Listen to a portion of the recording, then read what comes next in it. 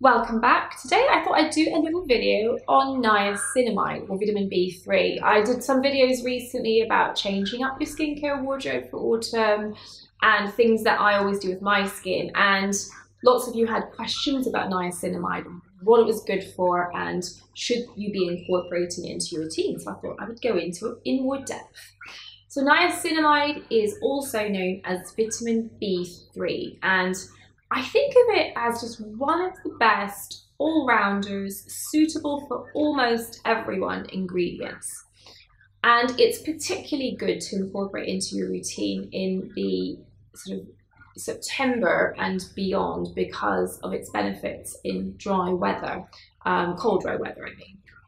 So vitamin B3, it's useful in those with pigmentation, it's useful in those who are acne prone, it's good for pore clarity, and it has anti-aging benefits as well. So essentially, lots of people have some of those problems, if not all of those problems. I know I do, and I've always found it to be really helpful. So in terms of its benefits with dry skin, one of the ways it affects our skin is to increase something called ceramides. Now, ceramides form part of the building blocks, which are the structure that help our skin trap water and stop it from evaporating into the air.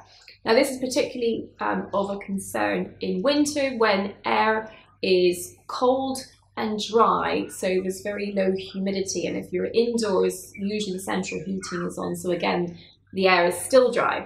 So ceramides are part of that building block apparatus that help us hang on to water and essentially maintain a thick, robust outer layer, and that just tends to look better. Dry skin is usually dull, flaky, and not something we particularly aspire to. So that's why it's great for winter. So if you're also using a retinoid, it's particularly helpful because one of the mechanisms that retinoids cause problems is by reducing the amount of ceramides in our skin.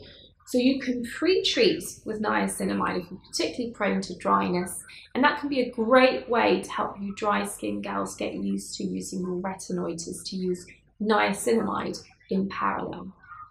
Pigmentation, it reduces the transfer of pigment called melanin from the pigment cells, melanocytes, into the skin cells.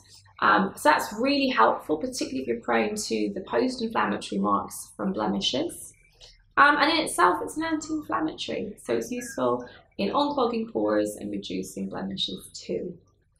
I'm going to give you some details of products I like in the comment section down below, something at every price point. There's a niacinamide product out there to suit all of you, I'm sure. So tell me about your experiences with niacinamide. Is it helpful, something that you want to incorporate?